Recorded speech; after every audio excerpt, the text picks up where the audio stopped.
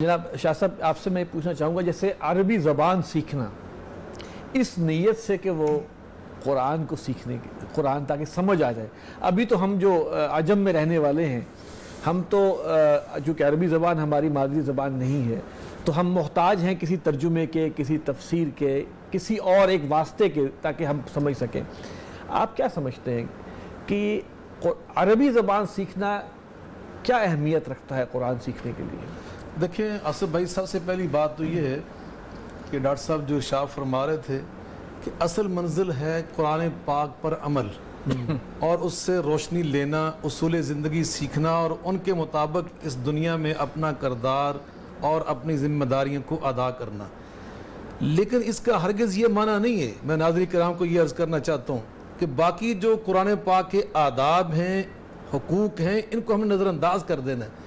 जब तक हम इन आदाब को, इन हकूक़ को अदा नहीं करेंगे, कुरान कभी भी अपनी हदायत का दरवाज़ा हमारे लिए नहीं खोलेगा। बेअदब बेनसीब, बादब बानसीब, कभी भी बेअदब जो होता है ना, गुस्ताख और कुरान पाक से ताल्लुक़, मोहब्बत का और अदब का ना रखने वाला, कुरान कभी उसको अपने लिए, कभी उसके लिए हदायत के दरवाज़े नहीं खोलेगा। यकीनन ये उनके लिए है कि जो कुरान पाक के इन हुकूक़ को समझ कर अदा करता है। नबी करीम अलैहिस्सलातु वस्सलाम, अल्लाह कुरान में उनसे क्या फरमा रहा है?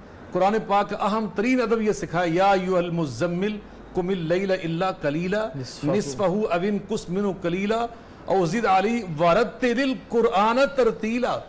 इसको पढ़ना भी है और पढ़ना भी कैसे? तरतील के साथ, अपनी मर्जी से नहीं, जैसे मेरा दिल चाहे मैंने कुरान पढ़ लिया, नहीं, तरतील के साथ। अल्लाह अकबर। और तरतील के साथ मेरे आका कैसे पढ़ते थे?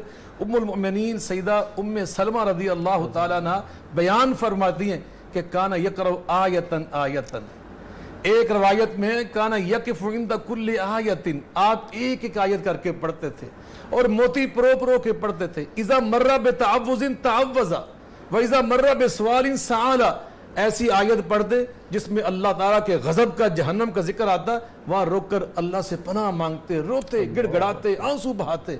और जहाँ अल्लाह की रहमत का जिक्र आता, अल्लाह के फजल का जिक्र आता, जन्नत का जिक्र आता, वहाँ पे रोक कर दुआएं करते।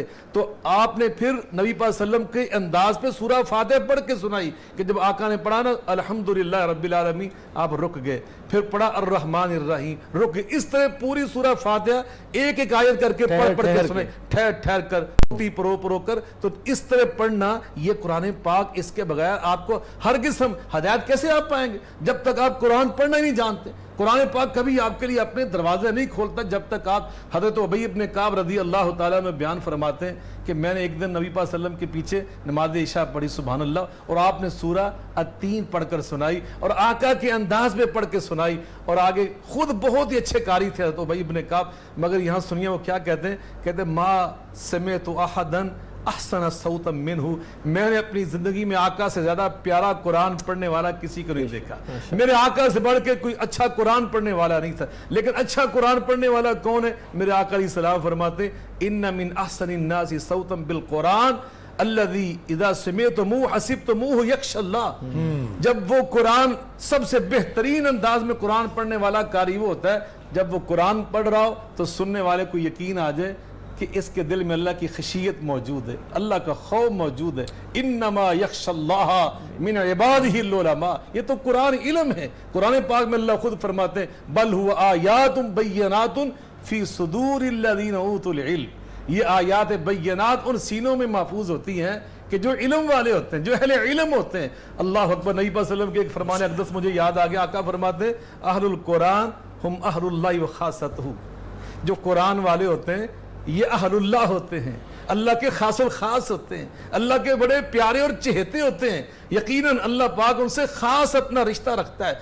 जब कुरान जब बंदा पढ़ता है ना, हदीस पाक में आता है, यानी कुरान हम कहते हैं पढ़ना नहीं चाहिए, इसके पढ़ने से क्या नहीं, कुरान पढ़ना चाहिए। एक एक हरफ के बारे में नबी पाक फरमाया, मन करा हरफम मिन किताबिल्लाह, कलिमा नहीं का, कलिमे का माना होता है, हरफ का माना नहीं होता। मगर मेरे आका क्या फरमा रहे, मन करा हरफम मिन किताबिल्लाह फलाहुल हसना वल हसनतु बिअशरि अमसालिहा। आका ने आगे जो मिसाल दी है वो कलिमे की नहीं दी, फरमाया ला अकूलु अलिफ لام میم حرف ولیکن الف حرف ولام حرف ومیم حرف.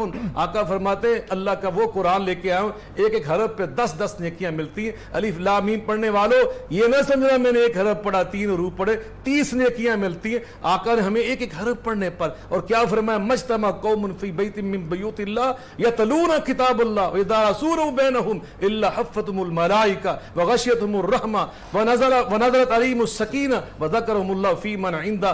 سبحان اللہ. فرمایا جہاں قرآن پڑھا جاتا ہے اقیم الصلاۃ لدلوک الشمس الی غسق اللیل وقرآن الفجر ان قرآن الفجر کان مشہودا.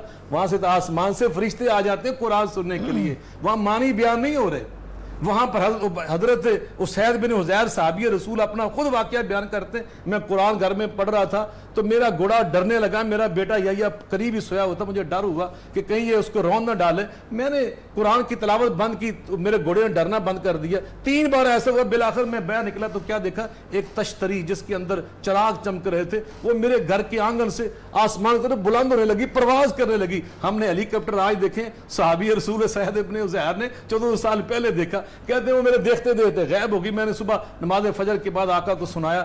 آقا مسکرائے فرمایا اتدری ما ذاک یا اسید. اسید وہ تشتری پتہ کیا تھی؟ کہا جی میں تو نہیں جانتا. فرمایا تلک الملائکۃ دنت لصوتک. فرمایا وہ فرشتے تھے جو تیرا قرآن سننے کے لیے آئے تھے. لو قرأتها حتی اصبحت لو قرأت حتی اصبحت اگر تو قرآن پڑھتا رہتا تاکہ صبح ہو جاتی تو لو مدینے والے جا کر تیرے گھر میں اپنی آنکھوں سے فرشتوں کو دیکھ لیتے. لا توارا منہم. ایسا قرآن سننے میں مصروف. تو جہاں قرآن پڑھا جاتا ہے وہ تو فرشتے آ جاتے ہیں صرف تلاوت سے صرف قرات کرنے سے صرف تلاوت کرنے سے. فرشتے تو فرشتے رہے. قرآن میں اللہ نے سورہ یونس پتہ کیا فرمایا اللہ وما تکون فی شأن وما تتلو منہ من قرآن ولا تعملوا من عمل الا كنا علیکم شہودا.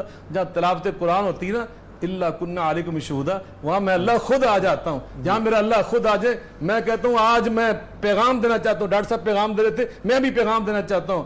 وائرس کرونا کے حوالے سے پورے پاکستان میں قرآن پڑھنا شروع کر دو. گھر گھر میں قرآن پڑھو. تلاوت قرآن کی برکت سے وَنُنَزِّلُ مِنَ الْقُرْآنِ مَا هُوَ شِفَاءٌ وَرَحْمَةٌ لِلْمُؤْمِنِينَ. یہ شفا ہے یہ رحمت ہے.